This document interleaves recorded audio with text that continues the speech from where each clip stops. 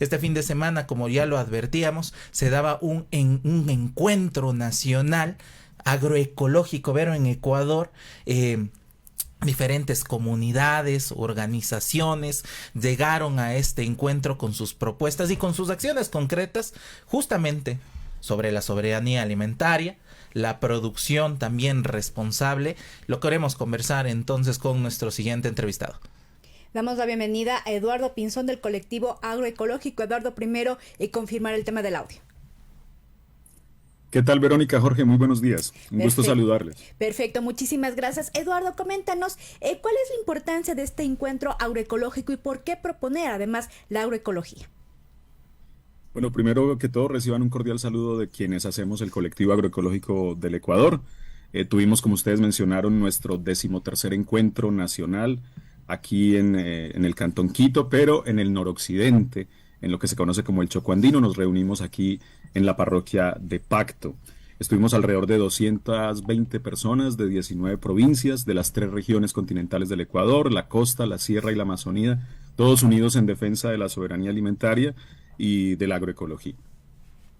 Justamente hay la participación de las diferentes regiones del país con sus necesidades propias, hay la diversidad de producción en Ecuador y de generación justamente de alimentos, de sostener la vida. ¿Qué temas ustedes han identificado de cada sector del país? Hay, por ejemplo, el tema de la minería. Sin minería existe mayor producción, mayor desarrollo de las poblaciones. ¿Cuáles son estos temas fundamentales que ustedes identificaron durante el encuentro? Sí, bueno, justamente esa fue una de las razones por las que se escogió este territorio.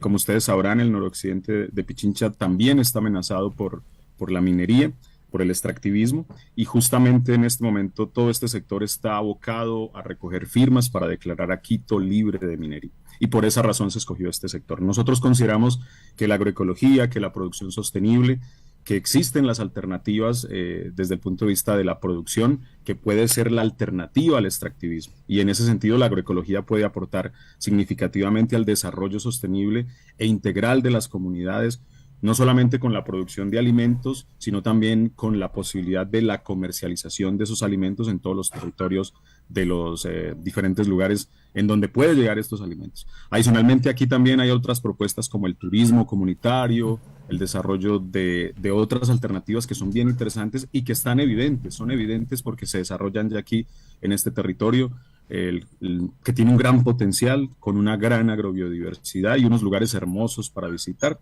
Justamente estuvimos visitando seis familias con propuestas de producción de café, de producción de panela, de producción de cacao, de turismo comunitario.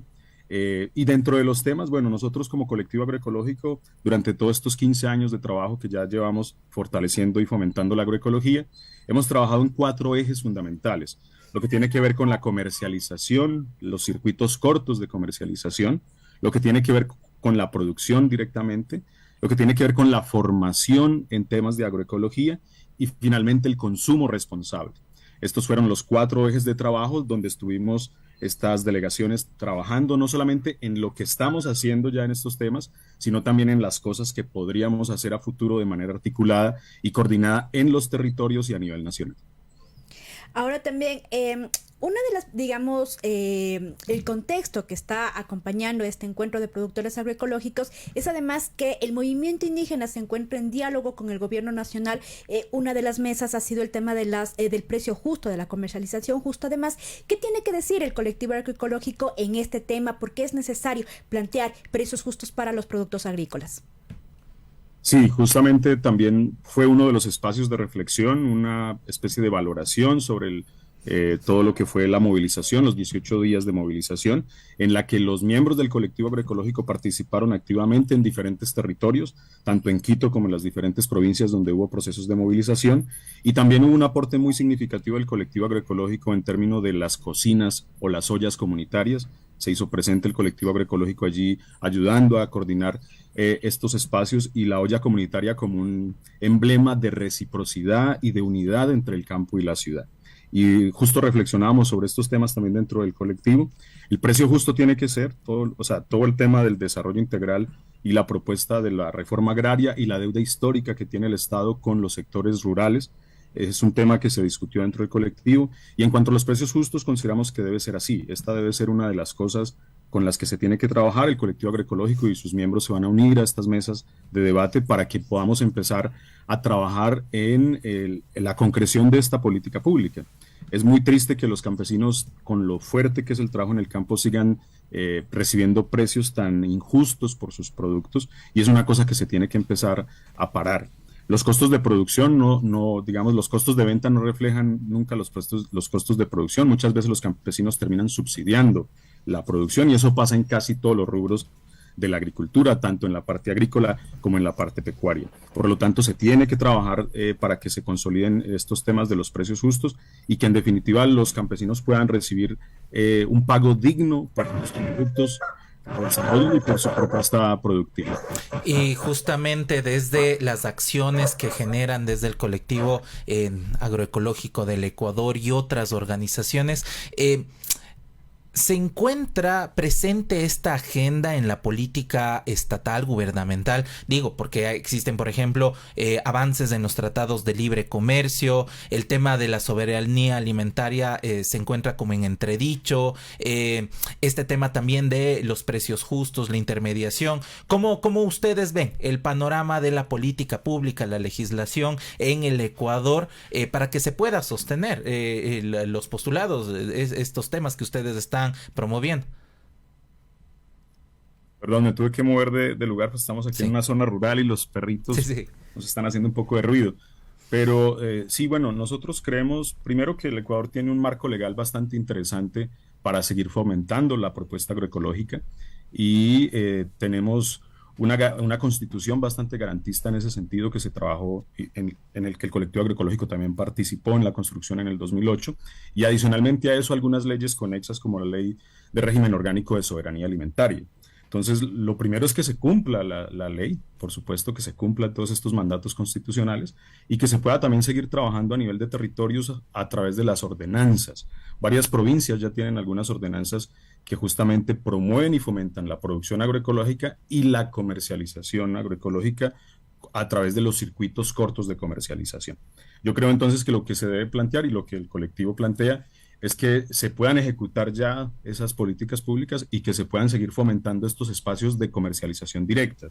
Existen muchas alternativas como los mercados campesinos, las ferias agroecológicas, las canastas y otros mecanismos que deben permitir que los precios sean justos y que los productores puedan, por un lado, vender directamente, que es lo ideal, sus productos, pero que cuando no lo puedan hacer de manera directa, pues puedan hacerlo en estos espacios como los mercados populares a unos precios justos. Tiene que haber verdadera voluntad política para regular y controlar todo este tema de la comercialización, y que finalmente los precios sean justos, tanto para los productores como para los consumidores. Voluntad que se justamente se refiere a acciones. Yo recuerdo en el seguimiento que hicimos a las contrataciones en medio de la pandemia del gobierno del expresidente Lenín Moreno para sostener sus acciones a través del Ministerio de Inclusión Económica y Social de entregar alimentos durante la pandemia. Fueron contratadas las grandes cadenas de justamente de expendio de alimentos y no directamente a los productores y productoras. En un momento en donde se podía viabilizar la política pública para sostener estas cadenas que llegan mucho más de forma directa y amplia a la población ecuatoriana, decidieron fortalecer y seguir reforzando justamente a estos grupos empresariales. Entonces, siguen avanzando las exigencias propuestas, pero esto no llega a la clase política. ¿Qué pasa justamente con hacer veeduría, ver este tipo de políticas que está generando el gobierno central? Exactamente.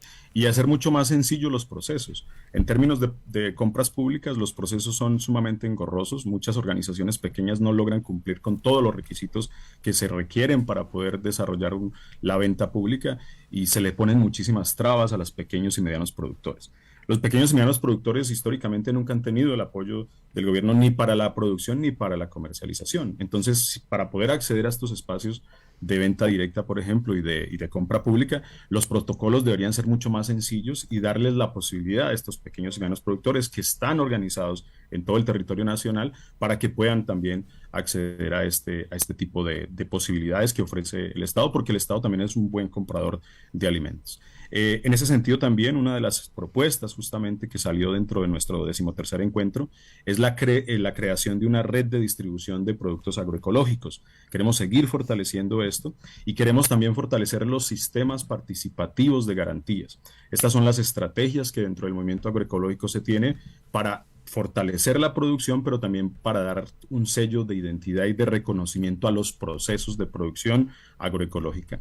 Y esto implica también un mayor compromiso de los consumidores, que tienen que jugar un papel mucho más activo en la defensa misma de la producción agroecológica, asistiendo a los procesos, a los espacios de comercialización, pero también involucrándose en este proceso de defensa de la producción agroecológica y de los derechos campesinos.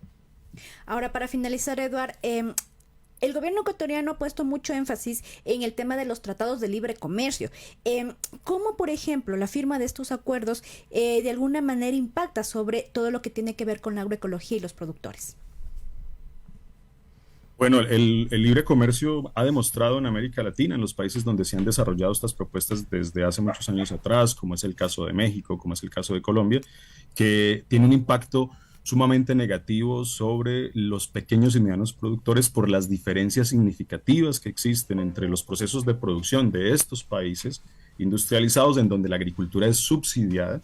No hay que olvidar que en Europa y Estados Unidos los campesinos reciben subsidios que pueden ser incluso en algunos países hasta de $1.800 por hectárea y un apoyo considerable del Estado, y eso genera un fenómeno que se conoce como dumping, es decir, que pueden producir ellos alimentos a unos costos de producción mucho más bajos e inundar nuestros mercados con estos productos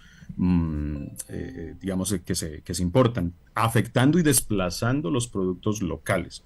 Por lo tanto, los acuerdos de libre comercio, los tratados de libre comercio siempre han generado un proceso bastante negativo sobre el desarrollo y particularmente los pequeños y medianos productores. Por lo tanto, desde el colectivo agroecológico y desde los movimientos que fomentamos y defendemos la agroecología, rechazamos estos tratados de libre comercio y exigimos que cuando se planteen estos acuerdos, pues se mire mucho más hacia el campo y se pueda proteger a los pequeños y medianos productores, que dicho sea de paso, somos los que garantizamos la soberanía alimentaria del país. En el Ecuador todavía el 64% de los productos que nos servimos a diario vienen de la pequeña y mediana producción, de las familias campesinas, que son los que garantizan verdaderamente la soberanía alimentaria. Los tratados de libre comercio siempre y en todos los casos atentan contra esa producción, desplazando a los pequeños y medianos productores y poniéndolos a competir en condiciones totalmente desiguales. Y justamente de las acciones concretas y de estas propuestas, como por ejemplo sostener la alimentación también de niños, niñas y adolescentes. Hace varias semanas se hablaba con preocupación, pero no es un tema novedoso porque se encuentra ahí, que es el tema de la desnutrición crónica infantil. ¿Por qué existe en el país desnutrición crónica infantil teniendo generación de producción de alimentos, soberanía alimentaria hasta este momento? Porque ya se lo quisiera comentar hace una década o 15 años a México, cuando comenzó a firmar estos tratados de libre comercio y otros países de la región también. ¿Por qué? Porque hay este desequilibrio. Si hay soberanía alimentaria, hay producción, hay agroecología, pero hay por el otro lado, en la región Sierra Centro, principalmente, y en otros sectores, desnutrición crónica infantil. ¿Qué pasa con ese tipo de situaciones? Es una situación realmente muy triste y paradójica, porque como tú mencionas, algunas de estas regiones donde los datos o las cifras de desnutrición crónica infantil son más altos, son justamente zonas donde hay un alto potencial productivo. Aquí en la Sierra Norte, por ejemplo, Cotacachi o Pimampiro, que son cantones en donde hay un alto nivel de producción y una alta biodiversidad y agrobiodiversidad. Y justamente esto tiene que ver con una cuestión estructural de pobreza rural. Para nadie es un secreto que las zonas más pobres del país son las zonas rurales y que lamentablemente esa pobreza también tiene rostro de mujeres y de mujeres indígenas y campesinas. Eso pone entonces en desventaja a nuestros compañeros de las zonas rurales y en una situación de inseguridad alimentaria y una vulnerabilidad bastante grande que profundiza en algunos casos la escasez y la falta entonces de acceso a los alimentos. Por eso implica esto, y es creo que una cosa que también el colectivo agroecológico ha discutido, debatido y promovido, se requiere también una área integral que permita el acceso a tierra, que permita el acceso al agua para la producción de alimentos. Sí, insisto con el ejemplo de Cotacachi y Pimampiro, son zonas muy productivas, pero hay suelos allí donde el acceso al riego no está para los pequeños y medianos productores y por lo tanto su producción se convierte en una producción estacional de muchas dificultades. Entonces se requiere una política pública que transforme esta realidad rural, que le dé mejor acceso a los recursos básicos para los procesos productivos y también finalmente, y en esto también trabaja el colectivo agroecológico, una campaña para fomentar el consumo responsable en el que podamos ir poco a poco abandonando el consumo de productos ultraprocesados y que podamos fortalecer el consumo de los productos sanos, ricos y producidos en nuestros propios territorios. Edward, muchísimas gracias por esta entrevista y estaremos pendientes de lo que siga pasando, digamos, con las realidades del campo de los productores agroecológicos. Muchísimas gracias. Gracias a ustedes por la invitación y les invitamos a que sigan las redes del Colectivo Agroecológico. Estamos en Facebook y en Instagram como @colectivo agroecológico. Muy pronto se va a lanzar nuevamente nuestra página web como colectivoagroecológico.org y finalmente contarles que tenemos un podcast muy interesante en donde ustedes podrán seguir todos los temas que trabajamos como colectivo, se llama Voces de la Tierra y... Se fue el audio un segundo, Edward, si es que lo puedes reactivar. Ya. Sí, de acuerdo. El podcast nos estabas comentando. Sí, les decía que estamos con este podcast que es Voces desde la Tierra y que ustedes podrán encontrarlo en las diferentes plataformas de podcast. Y escuchar las propuestas del colectivo agroecológico, temas muy interesantes que estamos abordando allí. Y bueno, finalmente agradecer a todas las personas que participaron en el 13º encuentro y en particular a nuestros anfitriones, en este caso aquí en Pacto, que fue la Red de Jóvenes del Chocó Andino, que todavía siguen ellos en su festival y les invitamos porque siguen aquí en Nanegal haciendo el Festival del Chocó Andino que se extiende hasta el 12 de este mes, del mes de agosto. La invitación Un abrazo y que viva la soberanía alimentaria y que viva la agroecología. Un abrazo, Edward. Entonces estuvimos conversando sobre este encuentro importante, acciones concretas desde las comunidades, organizaciones sobre la agroecología.